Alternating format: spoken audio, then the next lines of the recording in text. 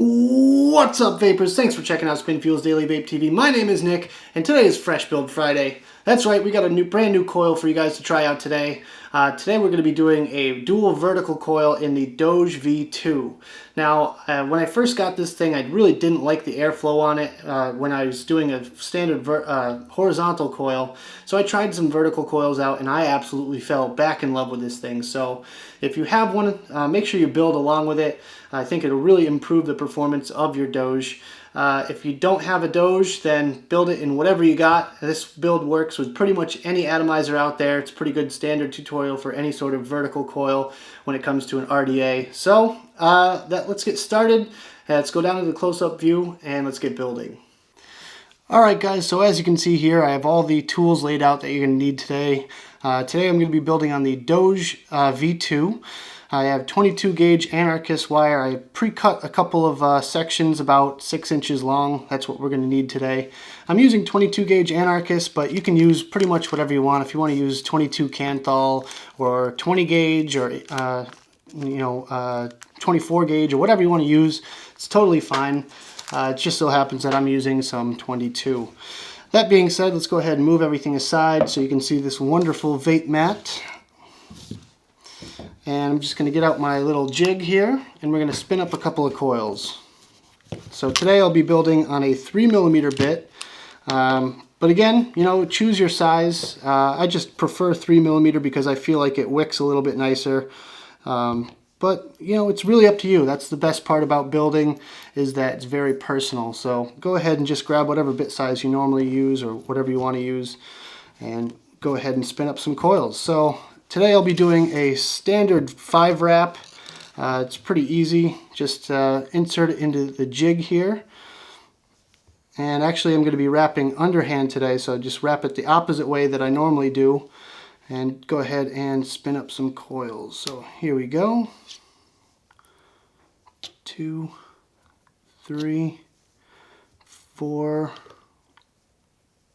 5. And we're just going to make sure the lead comes all the way around. Alright, so that's one coil ready to go. I'm just going to repeat that process again.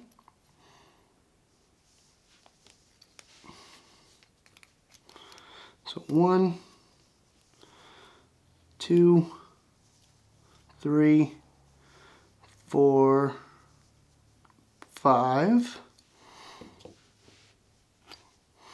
And now what I do is I put it back on the bit, flatten out that first lead, and I just make sure I have it angled at the right way I want it. And I'll just grab the lead that's going into the negative terminal, which is the bottom one here. Just grab that one and angle it 45 degrees, or 90 degrees rather, and another 90 degrees, leaving a little bit of room. So about like that.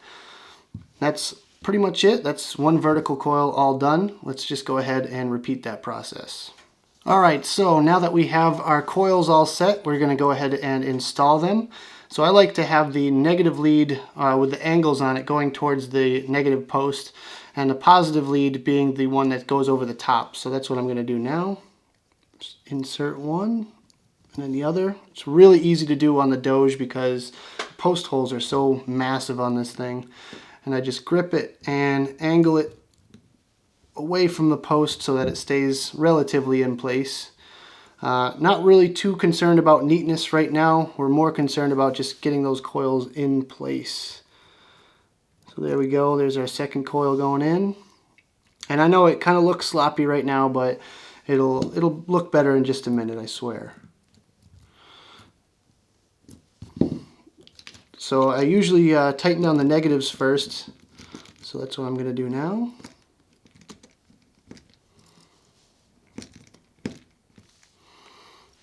Just make sure they're pretty much where you want them to be.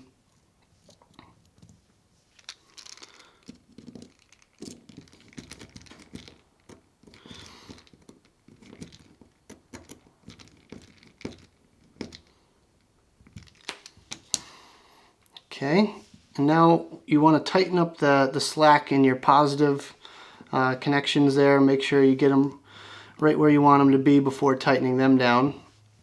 And when it's all good, you just tighten that one down too.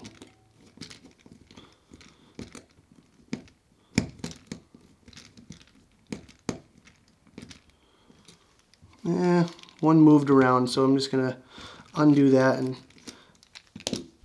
just take up some more slack on that one. There we go, right around there.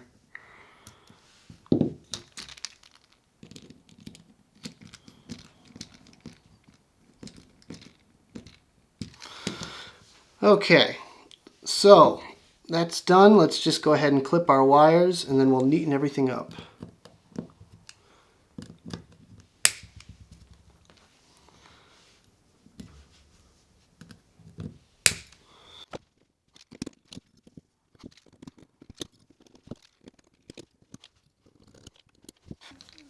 So now what we want to do is just go ahead and put our bit back through, or something of the same size. I'm just using the screwdriver because it's the same diameter and it's a little bit easier to work with.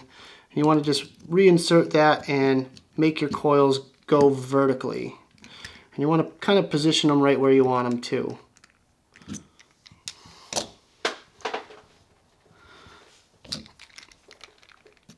And the goal for this is trying to get them as even as possible.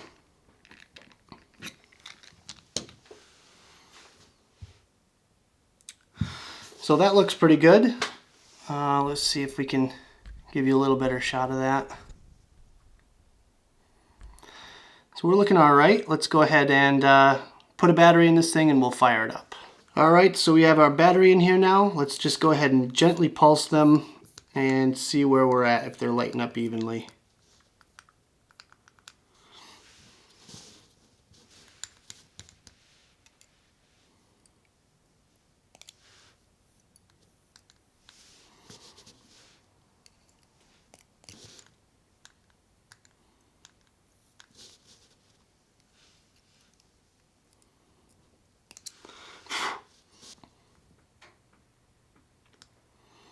All right, so we're looking good.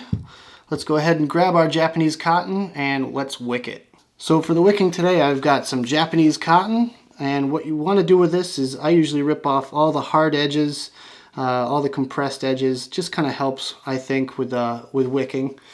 And you're just going to roll them up just like you normally would. And when you feed it through, you're just going to grab it with either your tweezers or your screwdriver or something like that and pull it through. So I'll show you on one of these coils here. So first you want to just roll up the tip of it just like you normally would and send it through like that. Use your screwdriver to bend over the wick a little bit to one side. And then what I do is grab it with a pair of tweezers. And usually if you get it just right, you can kind of roll it on the tweezers itself. Just roll it like that, and that makes it so it's nice and tight inside the coil. That's what you want. I usually pull through enough to where I can fill up the well a little bit with some cotton, and just be careful not to rip it.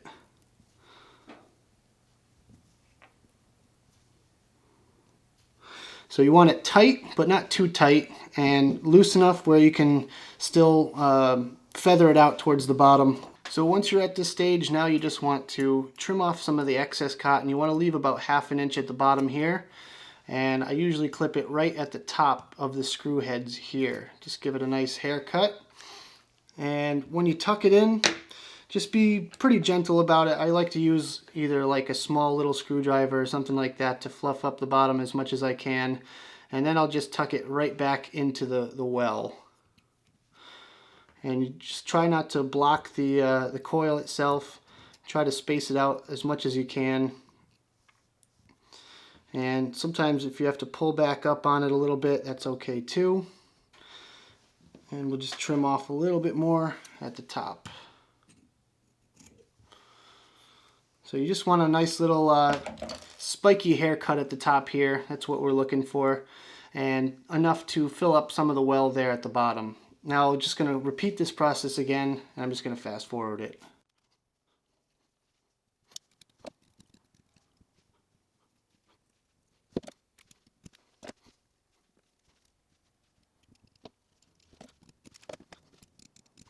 Alright, so now that we have it all wicked up, let's go ahead and drip some juice on top. Today I'll be using some Bluebird, one of my favorites. Big shout out to all the guys over there at the White Buffalo for sending me this 120. Probably won't last a week, but hey, thanks a lot, guys. So just do a little bit of juice on there. You don't want to oversaturate it. Just enough to get that all the wicking nice and wet and ready to go.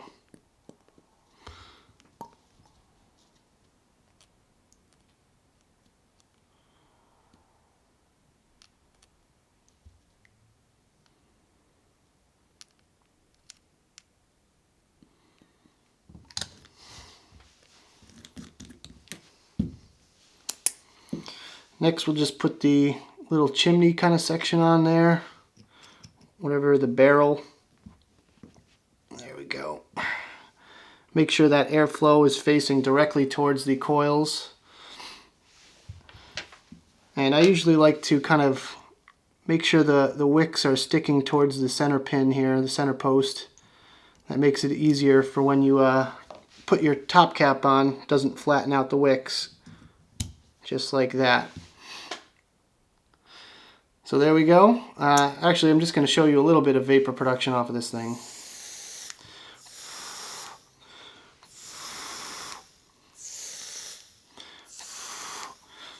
Looking pretty good. Let's go back to the main screen, have a quick vape, and then we'll talk about this build.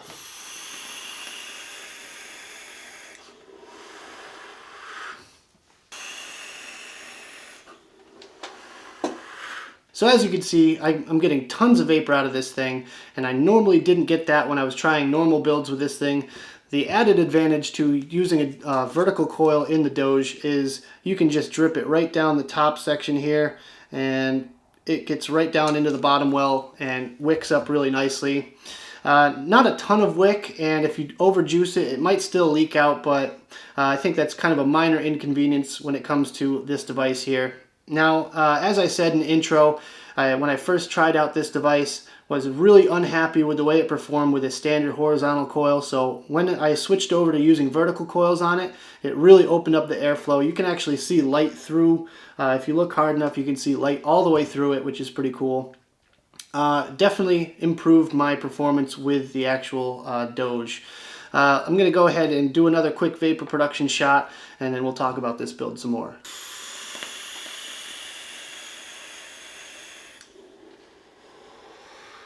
So as for the difficulty of this build, I'm going to say moderate. If you can build a horizontal coil, you can easily build a vertical coil, and I think it really does improve the performance of the Doge V2.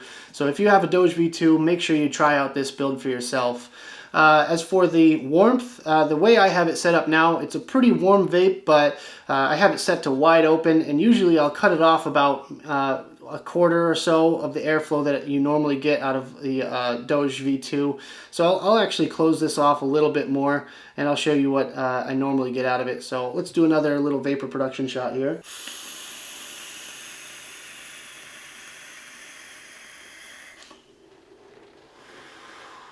So that right there is about a quarter to a third of the way closed off, and you still get a crazy amount of clouds out of this thing.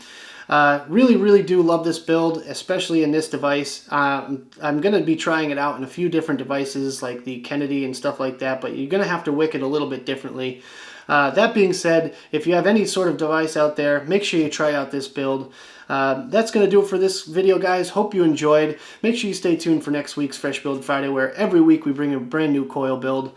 If you like this video, don't forget to hit that like button. All the support is really awesome, guys. Thank you so very much. And don't forget to subscribe if you haven't already. If you want to check out more of my videos, go to spinfuel.com. I have all my stuff up there, as well as Smoke and Joey and Spinfuel official videos. And as always, vape on.